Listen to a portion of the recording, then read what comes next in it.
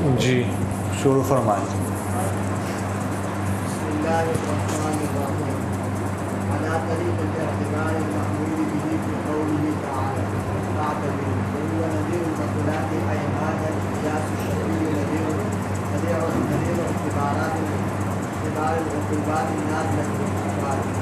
إن الله تعالى قال هو الذي أخرج الذين كفروا من أهل الكتاب من ديارهم بأول الحشر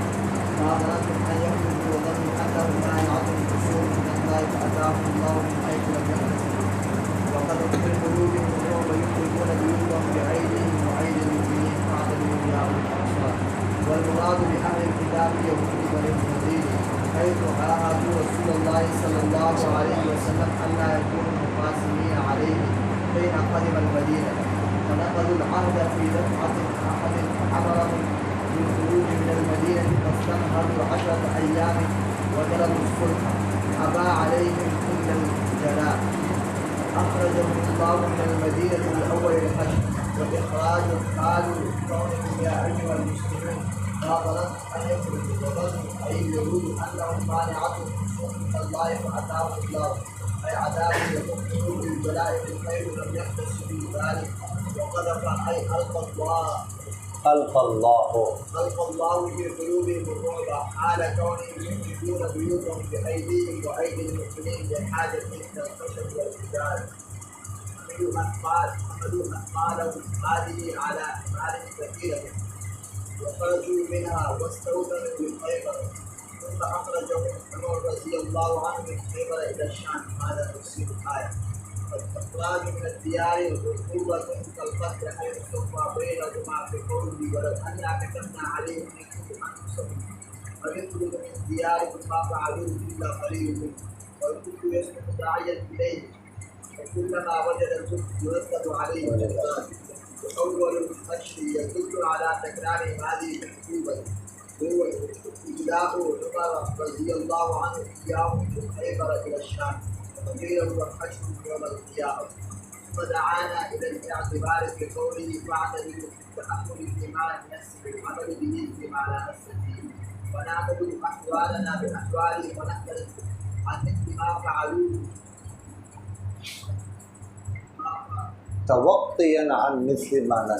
توقيا عن مثل ما نزل به وكذلك هؤلاء أيضا القياس الشرعي فنتأمل في عدة النفس ونؤديها إلى الفرع نثبت حكم النفس فيه والأصول في النفس معلولا دفع لمن سبقنا أنه لا يلزم أن يكون النفس معلولا حتى يؤدي إلى الفرع بالقياس يعني أن الأصل في كل حد من الكتاب والسنة والإجماع أن يكون معلولا بعدة وجوده في الفرع فإن كان يحتمل أن لا يكون معلولا أو يكون معلولا بعدة قاصرة إلا في الفرع إلا أنه لا ينبغي أن يكتفى بهذا القدر بل لا بد في ذلك من دلالة التقليد أي دليل يدل على أن هذه هي العلة لا غير كما يعلم في قوله صلى الله عليه وسلم المختص بالعلة من المقابلة ومن قوله مثلا بمثل كون القدر والجنس علة لا بد قبل ذلك من قيام الدليل على أنه للحال شاهد أي على أن هذا النص في الحال معلول مع قطع النظر عن كون الحصول في الأصل معلولة فقوله للحال معناه في الحال وقوله شاهد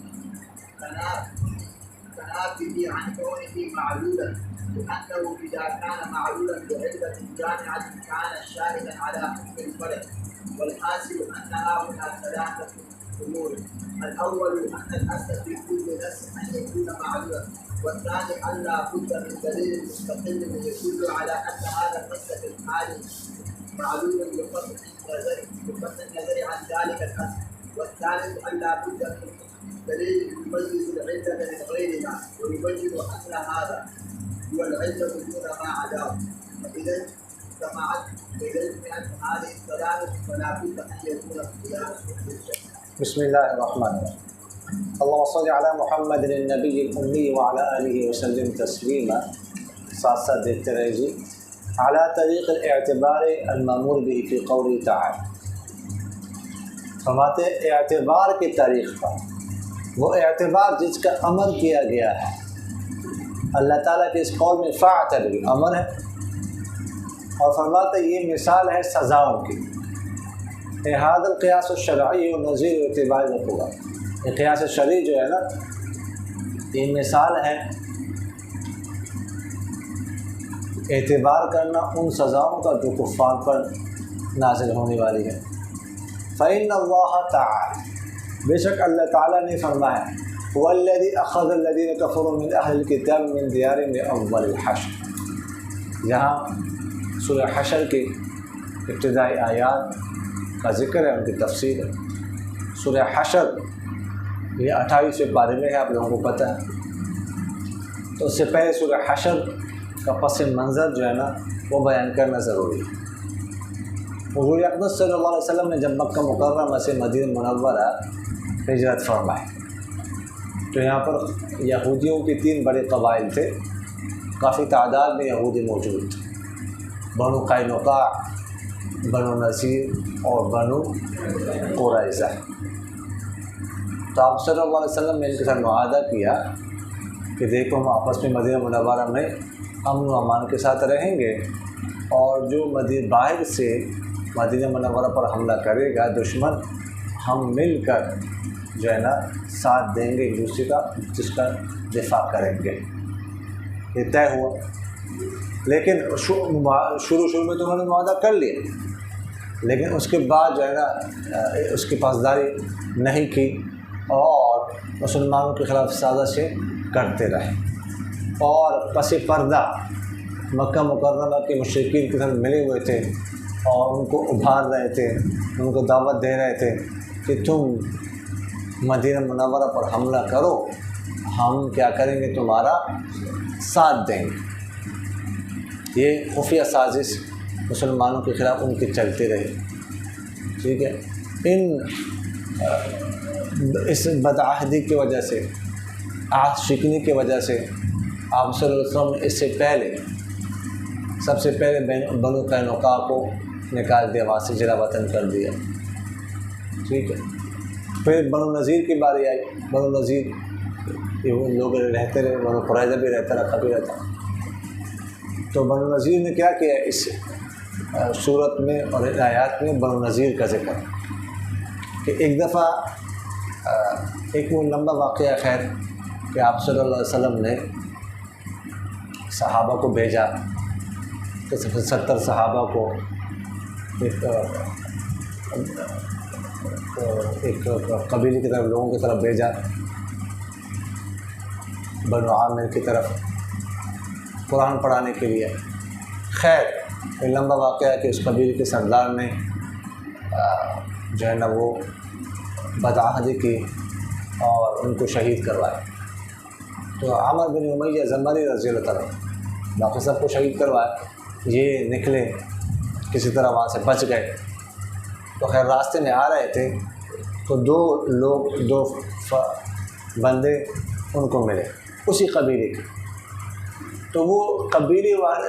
والوں نے خیانت نہیں کی تھی، قبیلے والوں نے ان صحابہ کو شہید نہیں کیا تھا، اس کا سردار تھا نا، اصل خباثت اس کی تھی، اور اس نے اور قبائل کو اپنے ساتھ ملا کر صحابہ کو شہید کروایا۔ تو خیر عمر بن امیہ زمری رضی اللہ تعالیٰ کے ذہن میں تو یہی تھا کہ یہ ہمارے ساتھیوں کو، اتنے ساتھیوں کو انہی قبیلے والوں نے شہید کیا، تو اس ان کے قبیلے والوں نے تو نہیں کیا تھا، اس قبیلے نے۔ تو یہ 2 فرد راستے میں ملے تو یہ بڑے اچھے اخلاق سے پیش آئے۔ اب ان کو پتہ نہیں تھا، وہ بندے تو آ رہے تھے راستے میں کہ اب کیا ہوا۔ تو خیر یہ ملے رات کا قیام کے ساتھ، لیکن عمر بن امیہ زمری رضی اللہ عنہ میں تو غصہ تھا نا، ساتھیوں کو شہید کیا۔ تو جب رات کو سوئے تو ان کی تلوار لے کر دونوں کو قتل کر دیا اپنے صحابہ کا بدلہ لینے کے لیے۔ خیر اس کے بعد جب آپ صلی اللہ علیہ وسلم کے پاس آئے، آپ صلی اللہ علیہ وسلم کو بتایا کہ اس سے میں نے 2 بندوں کو قتل کیا، تو آپ صلی اللہ علیہ وسلم نے فرمایا آپ نے اچھا نہیں کیا، ان کو کیوں قتل کیا آپ نے؟ قبیلے کا کوئی قصور نہیں تھا اس قبیلے کا، البتہ اس کے سردار کا تھا۔ تو خیر آپ صلی اللہ علیہ وسلم نے کہا کہ میں ان کو کیا کروں گا، ان کی دیت دوں گا، خون بہا ادا کروں گا، سمجھ آ رہی؟ تو اس سلسلے میں یہ معاہدہ ہوا تھا بنو نذیر کے ساتھ، اس طرح ہم خون بہا ادا کریں گے، ایک دوسرے کے ساتھ تعاون کریں گے۔ آپ صلی اللہ علیہ وسلم کچھ صحابہ کے ساتھ بنو نذیر قبیلے میں آئے کہ اس حوالے سے ہمارے ساتھ تعاون کریں تاکہ میں ان کا خون بہا ادا کر سکوں، یہ معاہدے میں شامل تھا۔ تو انہوں نے کہا اچھا، بڑا اکرام، بڑے اچھے اخلاق سے پیش آئے، اور آپ صلی اللہ علیہ وسلم کو ایک جگہ بٹھا دیا دیوار کے نیچے کہ اگر تشریف رکھیں، ہم نہ جمع کرتے ہیں لوگوں سے یہ خون بہا دیت کا مال، اور ایک سے کہا کہ تم جا کے اوپر چڑھ کے نا بڑی چٹان گرا دینا اوپر سے کہ بس کام تمام کر دے اس بندے کا۔ آپ صلی اللہ علیہ وسلم کو وحی کے ذریعے سے بتا دیا گیا، تو آپ صلی اللہ علیہ وسلم وہاں سے آہستہ سے نکلیں جیسے کوئی قضاء حاجت کے لیے جاتا ہو، اور صحابہ کو کچھ بھی نہیں کہا، بیٹھے ہوتے آہستہ سے نکلے، کسی کو محسوس بھی نہیں ہونے دیا کہ شاید قضاء حاجت کے لیے وغیرہ کے سائڈ پہ جا رہے، نکل کے آپ صلی اللہ علیہ وسلم مدینہ منورہ آئے۔ اس کے بعد پیغام بھیجا کہ تم لوگوں نے یہ کام کیا، یہ سازش کیا، اللہ تعالیٰ نے مجھے بتا دیا، اور اب تم یہاں پر نہیں رہ سکتے، ٹھیک ہے، معاہدے کو تم نے توڑ دیا، لہٰذا یہاں سے تم کیا کرو، نکلو۔ اور جو عبداللہ بن ابی رئیس المنافقین، اس نے کہا نہیں نکلنا، ہم تمہارے ساتھ ہیں،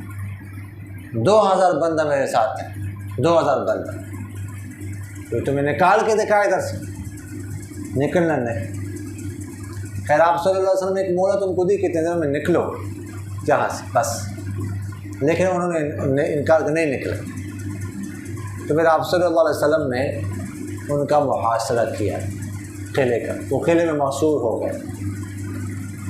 محاصرہ جاری رہا، کتنے دن جاری رہا، مختلف اقوال، 15 دن 20 دن وغیرہ جاری کر۔ تو اس کے بعد پھر وہ وہاں سے ان کو جلا وطن کر دیا گیا، وہاں سے نکالا، اور ان کو اجازت تھی کہ اسلحے کے علاوہ باقی جو چیزیں تم لے کے جانا چاہتے ہو تو لے کے جا سکتے، تو نکال کے وہاں سے جلا وطن کر دیا۔ اور اتنے بے حیا تھے، ٹھیک ہے، کہ جب جا رہے تھے کیونکہ مدینہ منورہ کے شہر سے گزر رہے تھے، بستیوں سے، تو یا کسی کی کوئی شرم ہونا، سر جھکا کے گزرے، نہیں ہنستے ہوئے، لیکن ناچتے ہوئے، جشن مناتے ہوئے جا رہے ہیں۔ اتنے بے حیا لوگ ہیں یہ یہودی، اس کا ذکر ہے۔ تو فرماتے ہیں الذی، اللہ تعالیٰ کی ذات وہ ہے، اخرج الذین، جس نے نکالا ان لوگوں کو جنہوں نے کفر کیا تھا اہل کتاب میں سے، من دیارہم، ان کے گھروں سے، لأول الحشر، پہلے اجتماع میں، یعنی پہلی دفعہ یہودی جو ہے نا اس طرح جمع ہو گئے تاریخ میں، ان کو جلا وطن کیا گیا، لأول الحشر، اس سے مراد یہودی کہ پہلی دفعہ تاریخ میں، اور اس پہ اشارہ ہے اس طرف کہ اول حشر ہو گیا، دوبارہ بھی ان کا اجتماع ہوگا، اس طرح کو کہیں جمع کیا جائے کہ جلا وطن کیا جائے گا۔ تو جب یہاں سے گئے خیبر میں آباد ہو گئے، پھر عمر رضی اللہ تعالیٰ نے وہاں سے ان کو نکالا خیبر سے بھی، وہ کہ وہ دوسرا اجتماع تھا۔ یہ دلالت کر رہا ہے کہ پھر بھی ایسا ہوگا۔ بعض نے کہا کہ یہ اول حشر یہاں پہ ابھی ہو گیا، دوسرا اجتماع قیامت والے دن ان کو جمع کیا جائے سزا کے لیے۔ بعض نے کہا کہ اول حشر سے مراد مسلمان مراد ہے، کہ مسلمان بس جمع ہو گئے، کوئی خاص جنگ نہیں کرنی پڑی ان کو، مسلمانوں کا اجتماع مراد ہے کہ ان کے خلاف جمع ہو گئے، کوئی خاص جنگ نہیں کرنی پڑی ان کو، کہ بس ان پر غالب آ گئے یہودیوں پر۔ تو فرماتے ہیں ما ظننتم، تم نے گمان نہیں کیا تھا، ان یخرجوا، کہ وہ نکلیں گے، وظنوا، اور انہوں نے گمان کر لیا تھا، انہم مانعتہم، کہ ان کی جو قلعے ہیں، حصول ان کے قلعے ان کو بچانے والے ہیں، ٹھیک ہے، اللہ سے، یعنی اللہ کے عذاب سے، فاتاہم اللہ، پر اللہ آیا ان کے پاس جہاں سے ان کو گمان بھی نہیں تھا، اور ڈال دیا ان کے دل میں روک، اور وہ ویران کر رہے تھے اپنے گھروں کو اپنے ہاتھوں اور مومنوں کے ہاتھوں کے ساتھ۔ فاعتبروا یا اولی الابصار، ابھی آیت آگے کہ تم اعتبار کرو اے عقل والو، جس اعتبار کی بات چل رہی ہے اس یہاں پر کچھ دنوں سے، تو یہ ہے تو فرماتے ہیں اہل کتاب سے مراد یہودی ہیں، بنو نذیر یہودی جنہوں نے آپ صلی اللہ علیہ وسلم سے معاہدہ کیا تھا کہ وہ ان کے خلاف جو ہے نا وہ کسی کا ساتھ نہیں دیں گے جب آپ صلی اللہ علیہ وسلم مدینہ منورہ آئے تھے۔ فنقضوا العہد، تو انہوں نے عہد توڑ دیا جنگ احد میں، اور پھر آپ صلی اللہ علیہ وسلم نے ان کو حکم کیا نکلنے کا مدینہ منورہ سے۔ فاستمہلوا، انہوں نے مدت چاہی 10 دن کی اور صلح چاہی کہ کا مطالبہ کیا۔ آپ صلی اللہ علیہ وسلم نے سوائے ضلع وطنی کا اور ہر چیز کا انکار کیا۔ پھر اللہ تعالیٰ نے ان کو مدینہ منورہ سے نکالا۔ یہ اول الحشر پہلے اجتماع، والاخراج حال کون، اور اخراج جو ہے نا نکالنا ان کو اس حال میں کہ تم تھے اے مسلمین، تم کیا تھے کہ تمہارا خیال نہیں تھا کہ وہ نکلیں گے اتنی آسانی سے، اتنے مضبوط تھے وہ، اتنے عرصے سے رہ رہے تھے۔ وزن، اور انہوں نے بھی خیال کر لیا تھا کہ ان کے قلعے ان کو روکنے والے اللہ کے سے، پھر اللہ آیا، اللہ کا عذاب حکم آیا ضلع وطنی کا، جہاں سے ان کو گمان بھی نہیں تھا۔ قذف بمعنی القى، ڈالا اللہ تعالیٰ نے ان کے دل میں روک۔ حال کون، اس حال میں یخربون، کہ وہ ویران کر رہے تھے، ویران کر رہے تھے اپنے گھروں کو اپنے ہاتھوں سے اور مسلمانوں کے ہاتھوں سے۔ یعنی آپ صلی اللہ علیہ وسلم نے کو کہا تھا کہ اسلحہ نہیں لے کے جا سکتے، باقی جو چیز تم لے کے جانا چاہتے ہو، لکڑی، پتھر، مٹی وغیرہ، وہ لے کے جا سکتے، کپڑے، پردے، سب کچھ، سارا سامان۔ تو وہ گویا کہ اپنے گھروں کو ویران کر رہے تھے، اپنے ہاتھ، ایک ایک چیز گھروں کا کے نکال رہے تھے، دروازوں کو اکاڑ رہے تھے لے کے جانے کے، وہ بھی اکاڑ رہے تھے، نکال رہے تھے، مسلمان بھی ساتھ لگے تھے، ہاں یہ لے، ہاں یہ پڑھ، چل یار، سمجھ آ گئے؟ تو یہ مطلب یخربون بیوتہم بایدیہم وایدی المؤمنین لحاجتہم، کہ ان کی ضرورت کی وجہ سے لکڑیوں کے لیے، پتھروں کے لیے، کہ تاکہ ادھر آباد کریں گے اپنے گھروں کو۔ تو فحملوا اثقالہم، انہوں نے اٹھایا اپنا بوجھ، یہ بہت سارے سواری اونٹوں پر اٹھائے، وخرجوا منھا، اور مدینہ منورہ سے نکلے، واستوطنوا بخیبر، خیبر نے اپنا وطن بنایا۔ ثم اخرجہم عمر رضی اللہ عنہ، پھر عمر رضی اللہ عنہ ان کو نکالا خیبر سے شام کی طرف۔ تو فرماتے یہ آیت کی تفسیر ہے۔ فالاخراج من الدیار عقوبۃ کالقتل، فرماتے ہیں گھروں سے نکالنا، جلا وطن کرنا، یہ قتل کی طرح سزا ہے، یہ قتل کی طرح کسی کو جلا وطن کرنا، کیونکہ اس کو قتل کیا جائے۔ یہ کیسے پتہ چلا ہمیں کہ جلا وطنی قتل کی طرح ہے؟ حیث سوا بینہما، اس طور پر کہ آپ صلی اللہ علیہ وسلم نے ان دونوں کو ایک آیت میں جمع کی، برابر کیا ہے۔ آپ صلی اللہ علیہ وسلم، اللہ تعالیٰ نے ان دونوں کو ایک آیت میں برابر کیا۔ وہ کیسے؟ وہ فرمایا وَلَوْ أَنَّا كَتَبْنَا عَلَيْهِمْ، کہ اگر ہم ان پر فرض کر لیتے، کن پر؟ یعنی جو مسلمان، کمزور مسلمان ہیں ان پر کیا فرض کر لیتے، مقرر کرتے ان پر کہ أَنِ اقْتُلُوا أَنفُسَكُمْ، کہ تم اپنے جانوں کو قتل کر لو یا اپنے گھروں سے نکلو۔ مَا فَعَلُوا إِلَّا قَلِيلٌ مِّنْهُمْ، تو نہ کرتے ایک کام مگر ان میں سے تھوڑے سے۔ تو فرمایا أَنِ اقْتُلُوا أَنفُسَكُمْ أَوْ اخْرُجُوا مِنْ دِيَارِكُمْ، تو اپنے جانوں کو قتل کرو یا اپنے گھروں سے نکلو۔ تو گویا کہ اپنے گھروں سے نکلنا یا اپنے جانوں کو قتل کرنا، یہ کیا ہے؟ برابر ہے۔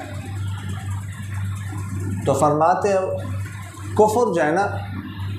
وہ صلاحیت رکھتا ہے اس کی طرف دعوت دینے کی، کس کی طرف؟ یعنی جلا وطنی کی طرف۔ کفر ہوگا تو جلا وطنی ہوگی، سمجھ آ گئے کہ نہیں ہے؟ کفر اس کی طرف داعی ہے، ٹھیک ہے، کفر کی وجہ سے جلا وطنی کو دعوت دے رہا ہے، کفر جلا وطنی کیا جائے۔ تو جب بھی کفر پایا جائے گا تو اس پر اخراج کیا ہوگا؟ جلا وطنی مترتب ہوگی۔ اول حشر دلالت کرتا ہے، ٹھیک ہے، اعلیٰ تکرار هذه العقوبہ، اس سزا کے تکرار پر، اور وہ حضرت عمر کا ان کو جلا وطن کرنا ہے خیبر سے شام کی طرف۔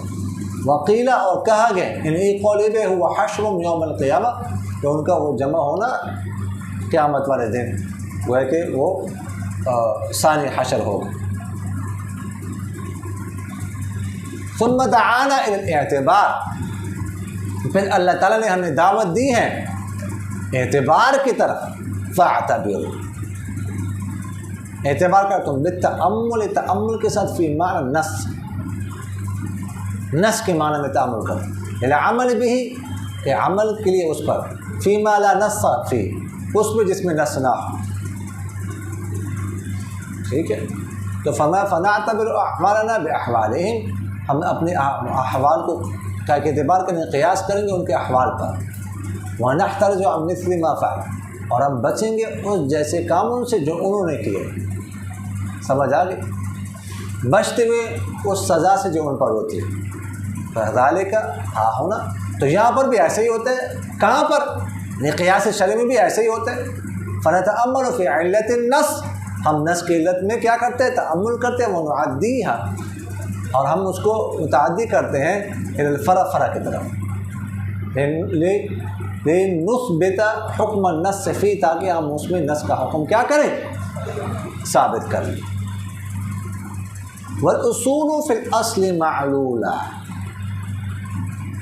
فرماتے ہیں اصول، اصول سے مراد کیا ہے؟ نصوص ہے، کہ نصوص جتنے بھی ہوتے ہیں نا، تو اس میں اصل ضابطہ یہ ہے کہ وہ معلول ہو، جتنی بھی نصوص ہوتی ہیں نا، تو اصل ضابطہ اس میں کیا ہے کہ اس میں علت جو ہو، معلول، کوئی نہ کوئی علت ہو، یہ اصل ضابطہ ہے، ضابطہ اصل یہ ہے کہ نص جو ہوتے ہیں وہ معلول بالعلہ ہوتی ہے، اس میں علت ہوتی ہے، ایک اصل ہے، ایک ضابطہ ہے، ہو سکتا ہے کوئی نص ایسی بات آ رہی اس میں علت نہ بھی، لیکن اصل یہ ہے کہ نصل کیا ہوتی ہے، نص کیا ہوتی ہے؟ معلول بالعلہ ہوتی ہے، اس میں کوئی علت ہوتی ہے، اور وہ علت پھر ہم کسی اور کی طرف میں متعدی کر سکتے ہیں قیاس کے ذریعے سے۔ تو فرماتا یہ ہے کہ دفع کرنا ہے اس شخص جس نے وہم کیا ہے کہ انہ لا یلزم، کہ لازم نہیں ان یکون نص معلولا، کہ ہر نص معلول یہاں تک کہ اس کا تعدیہ کیا جائے فرع کی طرف قیاس کے ذریعے سے۔ تو فرماتے یعنی ان الاصل فی کل اصل، ان الاصل، پہلا اصل سے مراد ضابطہ، یعنی اصل ضابطہ فی کل اصل، دوسرے اصل سے مراد کیا ہے؟ نص ہے، کہ اصل ضابطہ ہر نص میں کیا ہے؟ کتاب اللہ کی نص و سنت و اجماع، کہ وہ معلول بالعلہ توجد فی الفرع، اور وہ علت پائی جاتی ہے، فرع میں بھی پائی جا سکتی، وَإِن كَانَ يَحْتَمِلُ، اگرچہ اس بات کا احتمال ہے کہ اسی نص میں علت نہ، اللہ یقول معلول اس میں علت نہ ہو، ایسے بھی ہو سکتے ہیں، لیکن اصل ضابطہ عموماً ایسا ہوتا ہے کہ نص میں علت ہوتی ہے، اور یکون معلوما بعلت قاصرہ، یا نص ایسی ہو جس میں علت ہو لیکن علت قاصرہ ہو، جو فرع میں نہ پائی جاتی ہے، علت قاصرہ آگے بات آئے گی، جیسے جو ہے نا وہ امام شافعی رحمہ اللہ نے علت نکالی ہے، جو ہے وہ کیا نام ہے اس میں آسمان میں جو سمن خلقی ہے وہ تو کیا ہے؟ صرف سونا اور چاندی، سمجھ آ گئی؟ تو وہ علت ہے، جو علت قاصر ہے وہ کسی اور کی طرح متعدی ہو ہی نہیں سکتی، سمجھ آ گئی؟ تو علت قاصرہ جو ہوتی ہے وہ کسی اور فرق ہے، اس کو متعدی آپ نہیں کر سکتے۔ تو فرمایا الا، مگر، فرماتے انہ لا ينبغي ان يكتفى بهذا القدر، کہ مناسب نہیں کہ اکتفا کیا جائے اسی قدر، اسی اندازے پر، اتنی مقدار پر، بس اتنی بات پر، کتنی بات پر کہ بس ہم نے کہہ دیا کہ بس ہر نص کیا ہوتی ہے؟ معلول بالعلہ ہوتی ہے، بس ہم فارغ ہو گئے، نہیں، اتنی بات کہنے سے یہ کافی نہیں، اس سے فارغ نہیں ہوتے، بل لابد فی ذلک من دلالۃ التمییز، بلکہ ضروری ہے جو ہے نا اس میں تمییز کی دلالت کا ہونا بھی، کیا مت اے دلیل، کسی ایسی دلیل کا ہونا ضروری ہے، یدل جو دلالت کرے علی ان هذه العلة لا غیر، کہ علت یہی ہے اور علت نہیں ہے، ایک تو ہے نا ہر نص معلول بالعلہ، دوسری یہ بات بھی ضروری دلیل ضروری ہے کہ بتائے کہ علت یہی ہے، ایک نص ہے وہ کئی کلمات پر مشتمل ہے، کئی جملوں پر مشتمل ہے، تو اس میں یہ بتانا بھی ضروری ہے کہ یہ جملہ جو ہے یہ علت ہے، وہ جملہ علت نہیں ہے۔ سمجھ آ گئی کہ نہیں ہے؟ کما یعلم فی قولہ، جیسا کہ اللہ تعالیٰ کے آپ صلی اللہ علیہ وسلم کے اس قول میں الحنطۃ بالحنطہ، حنطہ کا مقابلہ حنطہ کے ساتھ، اور مثلا بمثلا سے معلوم ہوتا ہے قدر اور جنس، حنطہ کا مقابلہ حنطہ کے ساتھ، اس سے جنس کا ہونا معلوم ہو رہا ہے، مثلا بمثلا اس سے قدر کا ہونا معلوم ہو رہا ہے۔ اب یہ ساری کیا ہے؟ حدیث ہے، اشیاء ستہ ہے، نص ہے، حدیث نص ہوتی ہے۔ تو ایک بات تو یہ تھی اس میں کہ اس میں علت ضرور ہوگی، اور دوسری بات پھر علت کی تمیز، علت کو جدا کرنا، علت کو الگ کرنا، علت کون سی ہے یہ بھی ہونا ضروری ہے۔ تو یہ بھی بتا دیا کہ یہ اس میں علت ہے، اس کی وجہ کیا ہے؟ یہ وجہ ہے کہ جنسیت کا مقابلہ جنسیت کے ساتھ ہو رہا ہے، تو معلوم ہو کہ جنسیت ہے، مثلا بمثلا ایک روایت میں کہلن ہے، تو معلوم ہو کہ اس سے مراد جو ہے نا کہلی چیز ہے، اور وہ قدر ہے۔ ولا بد قبل ذلك من قیام الدلیل على انه للحال شاہد، فرماتے ہیں کہ ضروری ہے اس سے پہلے، کس سے پہلے؟ دلالت التمییز سے پہلے، کیا علت کو جدا کریں، من قیام الدلیل، دلیل کا قائم ہونا ضروری ہے، جو دلالت کا اس بات پر کہ على انه للحال شاہد، ایسی دلیل کہ جو دلالت کرے، یعنی نص اور اجماع کے یہ علی انہ بالحال شاہد، فی الحال یہ کیا ہے؟ شاہد ہے، گواہ ہے، کس پر؟ فرع کے حکم پر، نقیص کے حکم پر، اے علی ان ھذا النص، اس بات پر دلیل کا ہونا ضروری ہے کہ نص جو ہے للحال یعنی فی الحال معلول ہے، اس میں علت ہے، مع قطع النظر، موجود قطع نظر اس کے کہ جو ضابطہ اصل ضابطہ ہے کہ جو نصوص ہے وہ معلول بالعلہ ہوتی ہے، اصل میں اس سے قطع نظر کریں۔ تو فرماتے ہیں فقولہ، قول للحال کا معنی فی الحال یعنی ابھی فی الفور، اور شاہد یہ کنایا کیا ہے مصنف رحمہ اللہ نے اس کے معلول بالعلہ ہونے سے، نص کے معلول بالعلہ ہونے سے، یعنی اذا کان معلولا بعلت جامعۃ، فرماتے جب جو ہے نا نص میں علت ہوگی، علت جامعہ ہوگی، علت مشترکہ ہوگی، تو کانا شاہد علی حکم الفرع، تو وہ نص گواہ ہوگی کس پر؟ فرع کے حکم پر، کہ وہ علت ادھر پائی جا رہی ہے، ادھر نص اصل میں پائی جا رہی ہے، یعنی مقیس علیہ میں پائی جا رہی ہے، تو مقیس میں بھی پائی جا رہی ہے، تو نص کو ہے کہ اس کی گواہی دے رہی ہے کس میں؟ فرع میں اس علت کی، کہ یہ علت ہے، یہ علت ہے، یہ گواہی دے رہی ہے وہ نص۔ والحاصل، تو فرماتا ہے خلاصہ یہ ہے کہ یہاں پر تین امور ہیں، تین باتیں، تین چیزیں ہیں۔ الاول، پہلی چیز یہ ہے کہ ان الاصل فی کل نص ان یکون معلولا، کہ اصل ضابطہ یہ ہے کہ ہر نص کیا ہو؟ معلول بالعلہ۔ والثانی، اور دوسری چیز یہ ان لا بد من دلیل مستقل، کہ ضروری ہے ایک مستقل دلیل کا ہونا ضروری ہے جو دلالت کرے اس بات پر ان ھذا النص فی الحال معلول، کہ یہ نص فی الحال معلول ہے، قطع نظر اس ضابطے کے، کس ضابطے کے؟ کہ ہر نص معلول بالعلہ ہوتی ہے، اس سے قطع نظر۔ والثالث، اور تیسری چیز کیا ہے؟ ان لا بد من دلیل، ایسی دلیل کا ہونا ضروری ہے یمیز العلت من غیرہا، جو علت کو اس کے علاوہ سے کیا کر دے؟ جدا کر دے۔ نص تو بہت سارے جملوں پر مشتمل ہے، ٹھیک ہے، لیکن کون سے جملے میں علت ہے یہ بتایا،